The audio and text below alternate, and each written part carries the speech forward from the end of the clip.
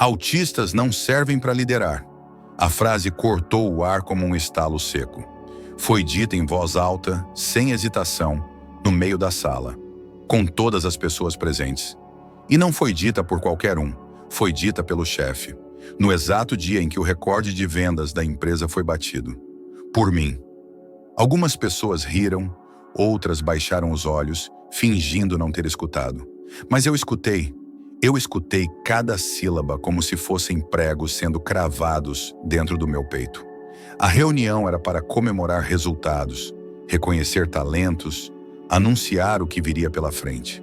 Mas ali, entre planilhas, gráficos e frases feitas sobre meritocracia, algo ficou escancarado.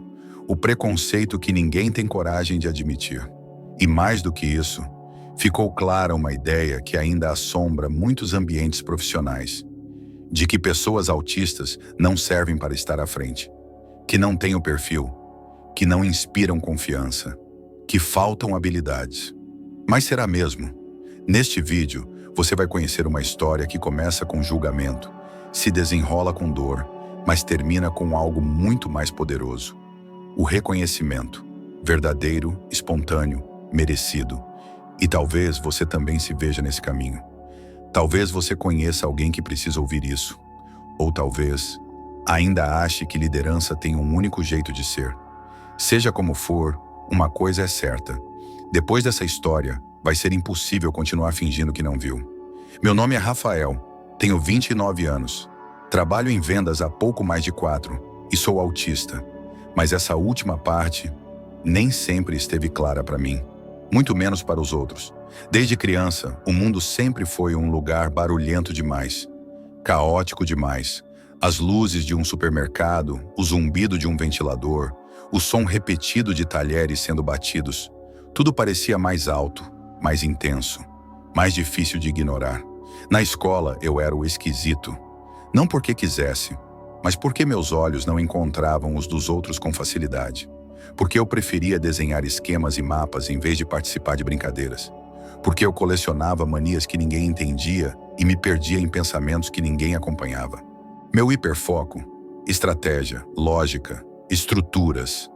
Desde cedo era capaz de memorizar números, padrões e detalhes que escapavam aos outros. Mas ninguém valorizava isso. O que importava era o jeito certo de se comportar. E eu, aparentemente, não tinha. As primeiras exclusões vieram ainda no ensino fundamental. Festas que eu não era convidado. Apresentações em grupo nas quais eu era ignorado. Até os professores, muitas vezes, falavam comigo como se eu não estivesse ali por inteiro. Na adolescência vieram os rótulos.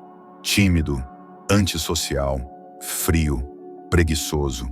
Um professor chegou a dizer na frente da turma que eu não tinha futuro se continuasse daquele jeito.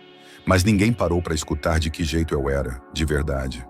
O diagnóstico de autismo só veio aos 24 anos, depois de uma série de crises silenciosas no trabalho, noites sem dormir e uma busca quase desesperada para entender por que o mundo parecia exigir de mim algo que eu não conseguia entregar, ser normal.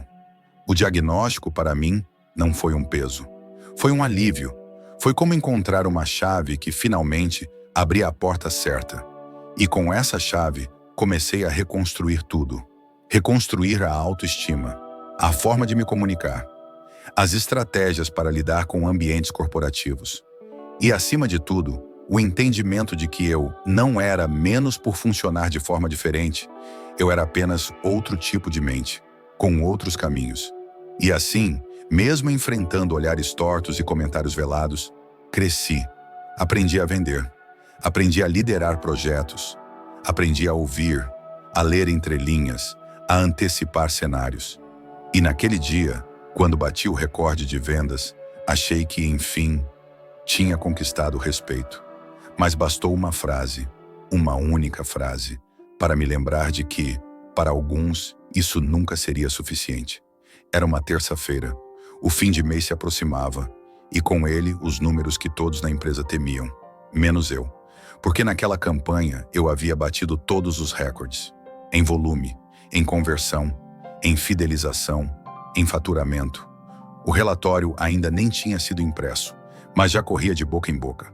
Rafael era, oficialmente, o melhor vendedor daquele ciclo. A reunião geral foi marcada às pressas. Todos os setores, todas as mesas cheias.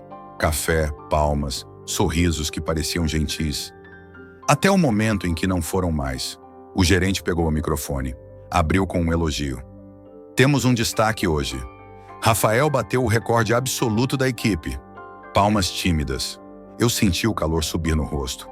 Não por orgulho, mas porque sempre odiei ser o centro das atenções. Foi então que ele riu e soltou.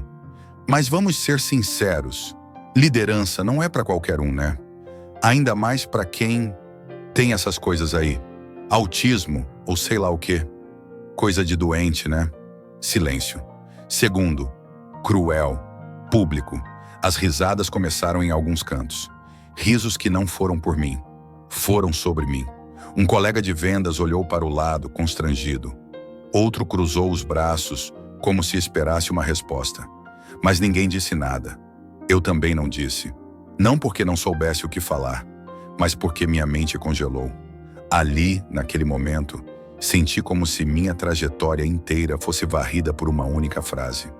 Como se todos os dias em que eu me esforcei para ser compreendido, respeitado, útil, todos, tivessem sido jogados fora. Não era só uma piada. Era a validação de tudo que disseram de mim na infância. Que eu era estranho, que eu não servia para trabalhar com gente, que eu devia ficar calado no meu canto, longe das decisões. Eu vi os olhos do estagiário novo arregalarem como quem aprende o que não dizer. Ou talvez como quem aprende o que pode dizer se tiver um cargo alto o suficiente. E naquela hora, entendi algo que cortou o fundo. Eu podia vencer em números. Mas para alguns, eu nunca venceria como pessoa. Porque não era sobre resultado. Era sobre forma. Era sobre padrão. Era sobre não suportarem o fato de que alguém fora da curva pudesse ser o melhor, sem ser igual a eles. E ali, naquele instante, algo se partiu em mim. Mas algo também começou a nascer. O que mais doeu não foi a frase, foi o que ela representava. Foi a naturalidade com que ele disse aquilo.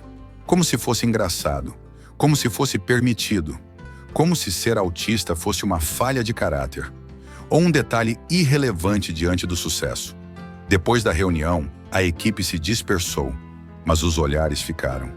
Ninguém veio me parabenizar, ninguém veio me dizer, você merece. Alguns fingiram não ver. Outros desviaram, e teve quem risse de novo, como se aquilo fosse só mais uma brincadeira de mau gosto. A secretária comentou em voz baixa, achando que eu não ouviria. Ele podia ser mais discreto também, né? Já deu, esse papo de autismo para tudo.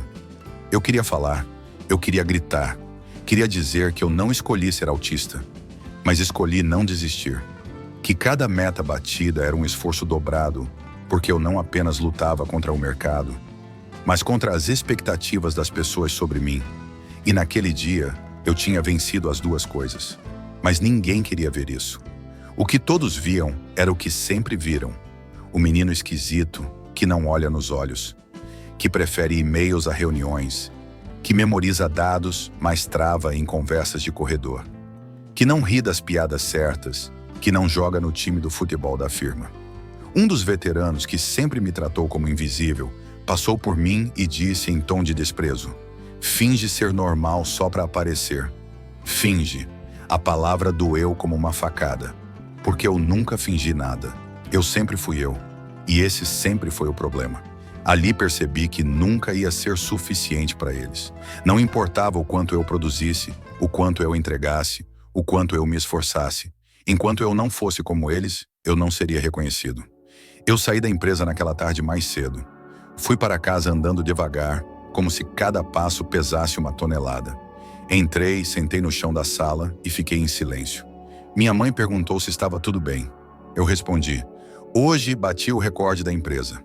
Ela sorriu sem entender o peso da frase, porque o mundo inteiro podia achar que aquilo não importava.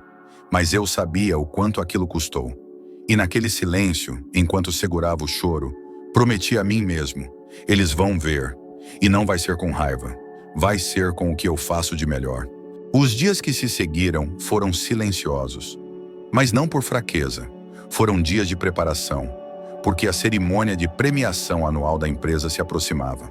Era o único evento em que todos os funcionários de todas as filiais se reuniam para celebrar os destaques do ano. E adivinhe quem receberia o prêmio de melhor desempenho em vendas? Simulation. Europa. Mesmo depois do que aconteceu na sala de reuniões, eles não puderam ignorar os números. Não podiam esconder os resultados, porque ali o que falava mais alto era o que eu sempre entreguei: resultado real. Recebi o convite impresso numa pasta de couro, com meu nome em dourado. Mas o que mais me chamou a atenção foi o item opcional na programação. Profissionais indicados podem apresentar, em até 5 minutos, um pitch inspirador sobre sua trajetória. No lugar da raiva, nasceu uma ideia. Não uma revanche, mas uma resposta. Não com ataque, mas com verdade. Na noite do evento, vesti o blazer preto que estava guardado há anos. Subi no palco depois de outros colegas receberem suas placas. Entre aplausos, risadas e discursos genéricos. E então chamaram meu nome. O salão silenciou. Ninguém sabia o que esperar. Ninguém sabia se eu falaria. Eu subi, peguei a placa, respirei fundo e disse: eu fui chamado de incapaz, no mesmo dia em que bati o recorde da empresa. Alguém riu, outro tossiu, desconfortável, mas eu continuei. Disseram que autistas não lideram, que a gente não sabe lidar com pessoas, que somos frios, calculistas, inaptos. Mas eu pergunto, quantas vezes vocês se sentiram realmente ouvidos nesse ambiente? Um silêncio absoluto tomou a sala. Eu não falo muito, mas eu escuto, eu observo, eu decoro o que importa para cada cliente. Eu entrego o que eles precisam e não o que é mais fácil vender. E sabem por quê? Porque esse é o meu hiperfoco. Porque é assim que meu cérebro funciona. Porque eu sou autista. E isso não é uma fraqueza. É o motivo pelo qual eu estou aqui hoje. Ninguém esperava isso. Na primeira fila, o diretor da empresa estava estático. Ao lado dele, o chefe que havia me humilhado mantinha os olhos no chão. Mas no canto esquerdo, uma gerente de outra unidade começou a aplaudir. Depois, um colega de RH. E então, como uma onda, o salão inteiro se levantou. Não era só um aplauso, era uma quebra, um momento de reparação. O diretor subiu no palco e, com o microfone ainda em mãos, olhou para mim e disse: hoje, você deu a lição mais importante que essa empresa já viu. Você não precisa ser como ninguém. Você já é quem queremos ser. Foi nesse instante que eu entendi. Eu não precisava me encaixar. Bastava me destacar do meu jeito. O aplauso não foi só longo. Ele foi diferente. Era o tipo de aplauso que não se dá por obrigação.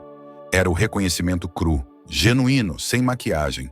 Era como se, por alguns segundos, todas as máscaras naquele salão tivessem caído. Ao descer do palco, senti mãos me tocando nos ombros, cumprimentos sinceros, olhares emocionados e até arrependidos. Mas foi no corredor lateral, ao tentar pegar um pouco de ar, que algo inesperado aconteceu. Um funcionário que eu nunca tinha visto antes se aproximou. Jovem, talvez recém-contratado, com olhos cheios d'água. Eu também sou autista e trabalho calado todos os dias tentando provar que mereço estar aqui. Obrigado por dizer o que eu nunca consegui. Ficamos em silêncio, mas naquele silêncio havia pertencimento. Do outro lado da sala, um grupo de líderes que antes me ignorava começou a conversar sobre como incluir mais perfis neurodivergentes nos cargos de liderança. Mudança real. A gerente de outra filial me convidou para uma palestra interna sobre neurodiversidade. O RH pediu para usar meu discurso como inspiração para o próximo treinamento de lideranças. E o chefe que havia zombado de mim? Ele passou por mim 2 vezes naquela noite, mas não conseguiu me encarar. Não precisou. A vergonha dele não me interessava mais, porque naquele dia, pela primeira vez em anos, eu não fui só o funcionário que cumpre metas. Eu fui visto como um ser humano inteiro, como alguém com valor, não apesar do autismo, mas por causa dele.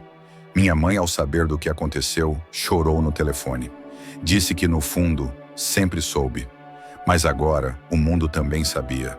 E eu dormi como nunca havia dormido antes, com a sensação de que, enfim, meu espaço havia sido conquistado. Sem disfarces, sem pedir desculpas por existir.